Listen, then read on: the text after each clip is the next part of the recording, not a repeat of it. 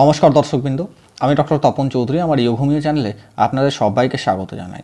আশা করি আপনারা সবাই সুস্থ আছেন এবং ভালো আছেন। আজ আমি আপনাদের সামনে কিউএনএ এপিসোড নিয়ে এসেছি দর্শকবৃন্দ। আজকে আমি আপনাদের বিগত কমেন্টসগুলোর যথাযথ উত্তর দেওয়ার চেষ্টা করব। তো আমরা আজকে প্রথম যে কমেন্টটা নেব সেটা হলো যে, স্যার আমার পেটে প্রচণ্ড জ্বালা, খালি পেটে জল পান করলে আরও জ্বালা বাড়ে, ব্যথার ওষুধ খাওয়ার পর 10 মাস থেকে জ্বালা কমছে না, কি করব? পরামর্শ দিলে ভালো হয়। প্রথমত আপনাকে জানাই অসংখ্য ধন্যবাদ। দেখুন, আপনার যদি পেটে কোনো সমস্যা হয়, পেটে যদি জ্বালা যন্ত্রণার সমস্যা হয়, গ্যাস অ্যাসিডিটির সমস্যা হয়, তাহলে আপনি কার্বোভেট যে হোমিওপ্যাথিক ওষুধটা সেটা কিন্তু সেবন করতে পারেন।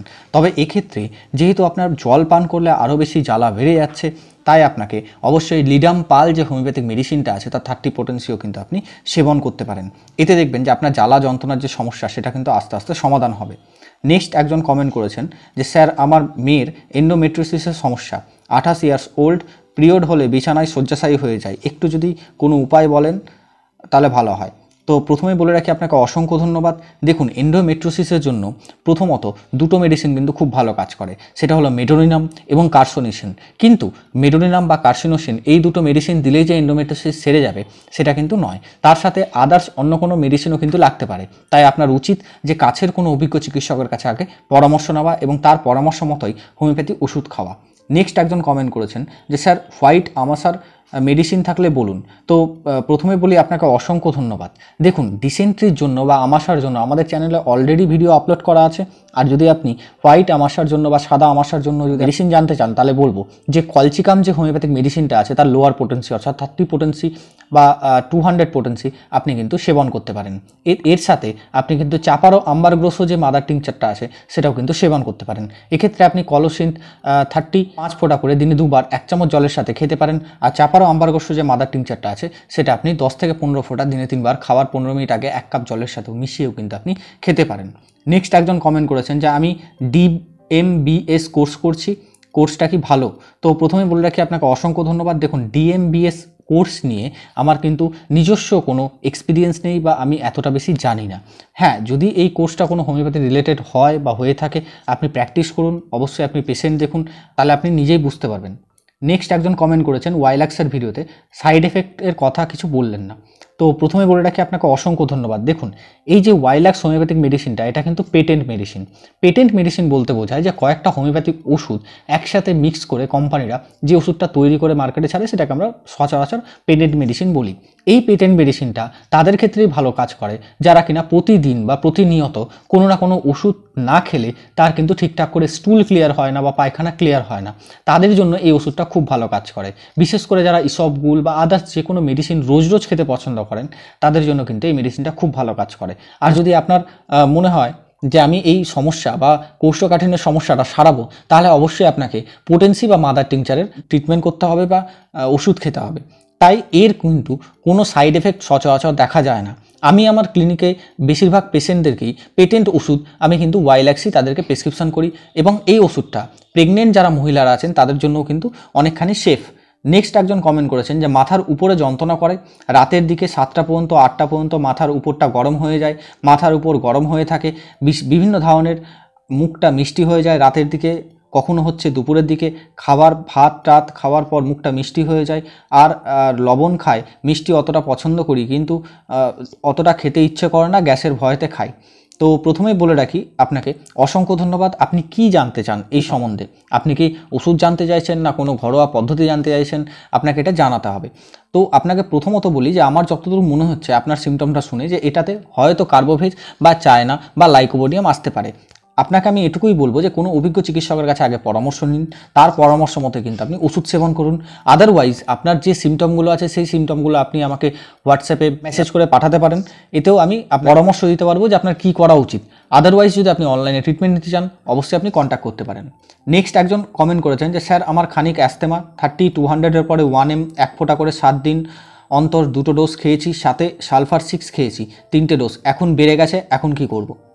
তো প্রথমে বলে রাখি আপনাকে অসংখ্য ধন্যবাদ। দেখুন, আপনি যে সমস্যার জন্য ওষুধ খেয়েছেন সেই ওষুধটা কি ওষুধ খেয়েছেন? আপনি তো বললেন 30, 200, 1M ওষুধ খেয়েছেন। কি ওষুধ খেয়েছেন? ওষুধের নামটা বলতে হবে।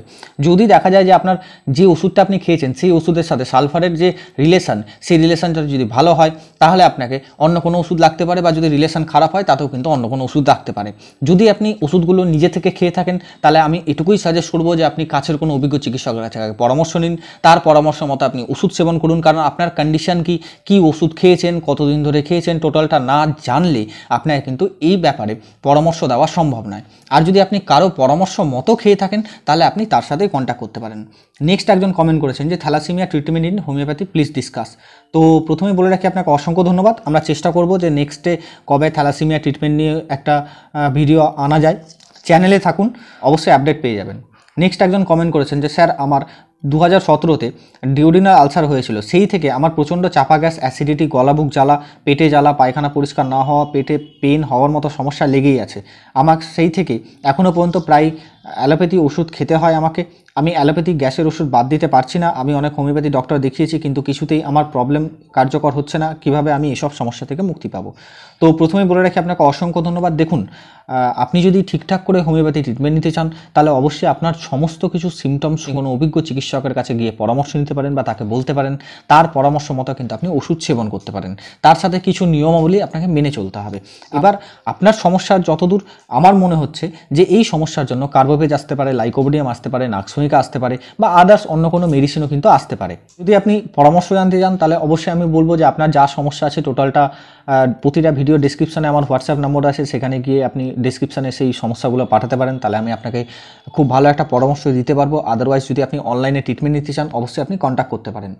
নেক্সট একজন কমেন্ট করেছেন যে হিস্টামিন মেডিসিনটার ক্রিয়ানাশক শত্রু ভাবাপন্ন মেডিসিনের নাম জানতে চাই।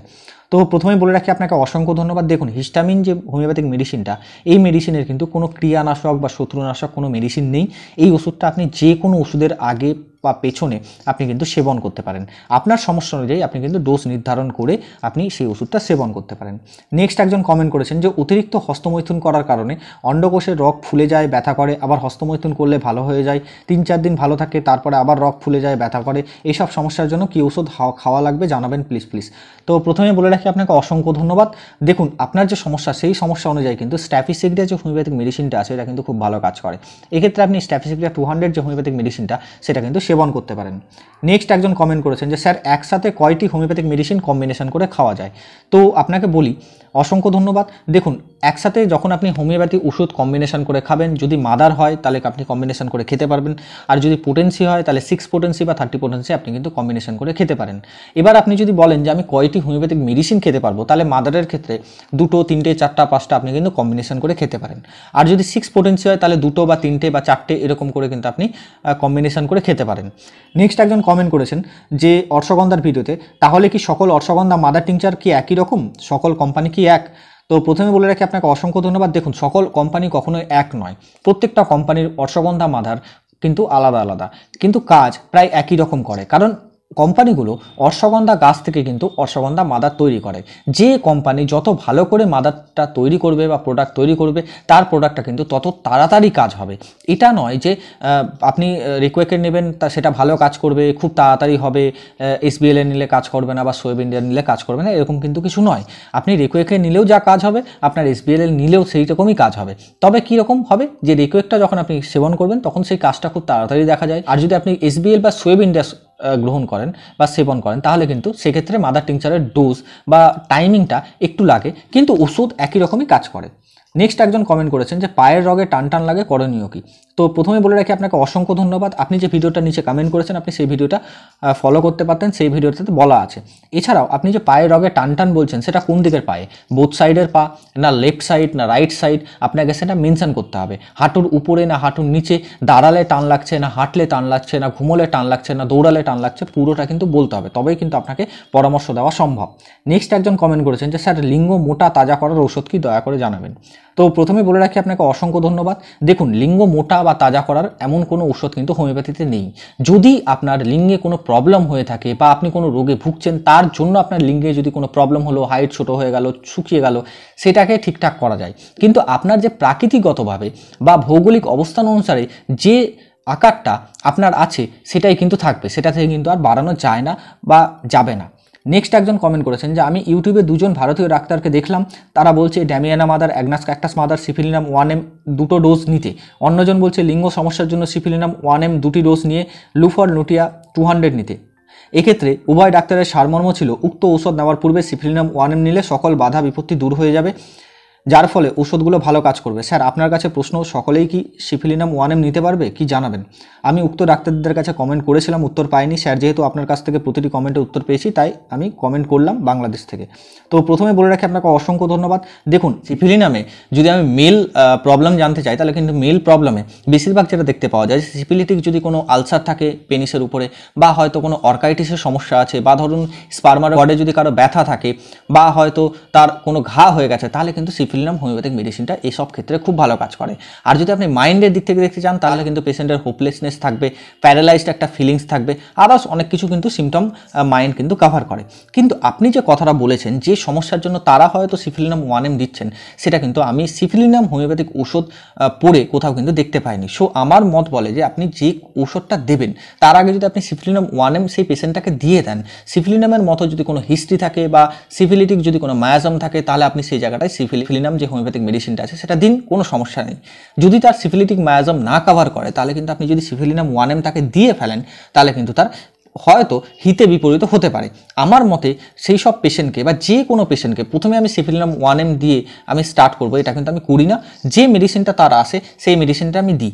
যদি কারো যৌন সমস্যা থাকে আমি ইন জেনারেল স্ট্যাবিসেগ্রিয়া বা হয়তো ক্যালাডিয়াম বা হয়তো নাক্সমিকা বা আদার্স যদি কোনো মেডিসিন আসে আমি আগে সেই মেডিসিনটা দিয়ে স্টার্ট করি।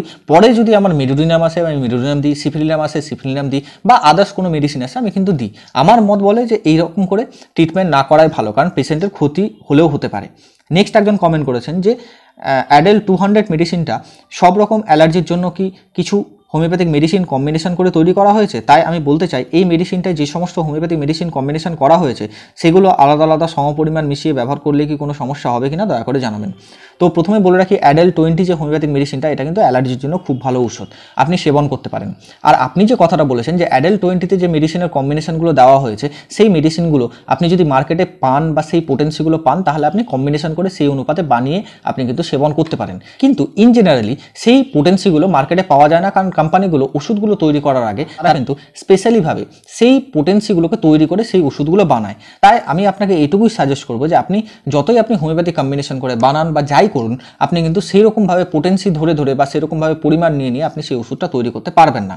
তাই এক্ষেত্রে কম্বিনেশন করে বা কোনো একটা কোম্পানির দেখে নিয়ে সেরকম কম্বিনেশন করে না খাওয়াটাই বুদ্ধিমানের কাজ হবে। নেক্সট একজন কমেন্ট করেছেন যে সিজারের পরে তলপেট মোটা হয়ে গেলে সেটা কমানোর কি করণীয়? তো প্রথমে বলে রাখি আপনাকে অসংখ্য ধন্যবাদ। দেখুন সিজারের ফলে যদি তলপেট মোটা হয়ে যায় সেক্ষেত্রে আপনার স্কার ফর্মেশন যদি হয় বা স্কার টিস্যু হয় তাহলে কিন্তু আপনি থিওসিনামিনাম যে হোমিওপ্যাথিক মেডিসিনটা আছে তার 30 পোটেন্সি কিন্তু সেবন করতে পারেন। সেটা কিন্তু যে কোনো রকমের স্টার টিস্যু গলাতে সক্ষম। নেক্সট একজন কমেন্ট করেছেন যে দেয়ার স্যার নমস্কার, really excellent presentation, great respect and salute to you. ঝগড়া দেখলে ভয় পেয়ে যায় এবং এই নিয়ে আলোচনা করবেন, উত্তরের আশায় রইলাম, অনুরোধ রইল। I want more learn from you, you are the great experience teacher, you will be teach rural এরিয়ার ডক্টর। তো প্রথমে বলে রাখি আপনাকে অসংখ্য ধন্যবাদ। দেখুন আপনি যে কোশ্চেনটা করেছেন ঝগড়া দেখলে ভয় পেয়ে যায়, এই নিয়ে ভয় নিয়ে আমাদের চ্যানেলে অলরেডি একটা ভিডিও করা আছে, আপনি সেখানে গিয়ে দেখতে পারেন এবং চ্যানেলে নজর রাখুন, এরকম টাইপের আরও ভিডিও কিন্তু চ্যানেলে আসবে, চ্যানেলটাকে সাবস্ক্রাইব করে রাখুন। নেক্সট একজন কমেন্ট করেছেন যে ব্রায়োনিয়া অ্যালবাম এবং বেলোডোনা দুটো মেডিসিন কি পাশাপাশি খাওয়া যায়? তো প্রথমে বলে রাখি আপনাকে অসংখ্য ধন্যবাদ। দেখুন ব্রায়োনিয়া এবং বেলোডোনার যে হোমিওপ্যাথিক মেডিসিনটা আছে তার লোয়ার যে পোটেন্সি অর্থাৎ 30 পোটেন্সি বা 6 পোটেন্সি আপনি কিন্তু এটা পাশাপাশি রেখে খেতে পারেন। তবে যদি 200 পোটেন্সি বা 1M পোটেন্সি খেতে হয় তাহলে আপনি চেষ্টা করুন যে ব্রায়োনিয়া বা বেলোডোনার মাঝখানে মিনিমাম 1 থেকে 2 দিন পর্যন্ত গ্যাপ দেওয়ার। নেক্সট একজন কমেন্ট করেছেন যে স্যার ওসিডি নিয়ে ভিডিও চাই। প্রথমে বলে রাখি আপনাকে অসংখ্য ধন্যবাদ। দেখুন ওসিডি নিয়ে ভিডিও অবশ্যই আসছে চ্যানেলে, আপনি নজর রাখুন। নেক্সট একজন কমেন্ট করেছেন যে আসসালামু আলাইকুম স্যার, পায়ু পথ দিয়ে রক্ত ঝরা হয়, যখন মলত্যাগ করি তখনই 1 পোয়া 1/2 কেজি রক্ত ঝরে যায়, আর 20 থেকে 25 দিন হবে রক্ত ঝরেছে, পায়খানার রাস্তায় গুটি দেখা যায়, তলপেটে খামচে ব্যথা থাকে, মাথা ঘুরে, বাম সাইডে পিঠে ব্যথা করে, শরীর দুর্বল স্যার থাকে অজ্ঞান হয়ে যায়, কি ওষুধ খাবো স্যার একটু বলে দিন। তো প্রথমে বলে রাখি আপনাকে অসংখ্য ধন্যবাদ। দেখুন, আপনার যদি পায়ুপথ দিয়ে রক্ত পড়ে বা রক্ত পড়ার সমস্যা হয়, আপনার যদি শরীর দুর্বল হয়, তাহলে কিন্তু এক্ষেত্রে আপনি চায়না যে হোমিওপ্যাথিক মেডিসিনটা আছে বা সিংহনা অফিসিয়ালিস্ট যে হোমিওপ্যাথিক মেডিসিনটা আছে তার মাদার টিংচার বা লোয়ার পোটেন্সি কিন্তু আপনি সেবন করতে পারেন। এক্ষেত্রে যদি রক্ত ঝরা আপনি বন্ধ করতে চান, তাহলে আপনি সবথেকে বেটার হবে যে আপনি হেমামিলিস মাদার টিংচার আপনি কিন্তু সেবন করতে পারেন। তার সাথে দেখার দরকার যে আপনার পাইলসের সমস্যা আছে কিনা। যদি পাইলসের সমস্যা আসে বা যদি থাকে, তাহলে আপনি অ্যাসকুলাস যে হোমিওপ্যাথিক মেডিসিনটা আছে সেটাও কিন্তু সেবন করতে পারেন। তারপরেও আপনি কিন্তু কাছের কোনো অভিজ্ঞ চিকিৎসকের কাছে পরামর্শ নিতে পারেন, তার পরামর্শ মতোই কিন্তু আপনি ঔষধ সেবন করতে পারেন। আশা করব দর্শকবৃন্দ, আমি আজকের মতো আপনাদের যত সব কমেন্টগুলো ছিল সেই কমেন্টের যথাযথ উত্তর দিতে পেরেছি। যদি কারো কমেন্টের উত্তর না দিতে পারি বা না দিয়ে থাকি, তাহলে অবশ্যই আপনারা এই ভিডিওর নিচে কমেন্ট করে দেবেন। আমি কিন্তু নেক্সট ভিডিওতে আপনাদের যে প্রশ্ন সেটা কিন্তু উত্তর দেওয়ার চেষ্টা করব। ভালো থাকবেন, সুস্থ থাকবেন, সাথে থাকবেন, দেখতে থাকুন ইয়োঘুমিয়ে চ্যানেল। দেখা হবে আবার নেক্সট কোনো আলোচনায় বা নেক্সট কোনো টপিকে। আজকের মতো ধন্যবাদ, নমস্কার।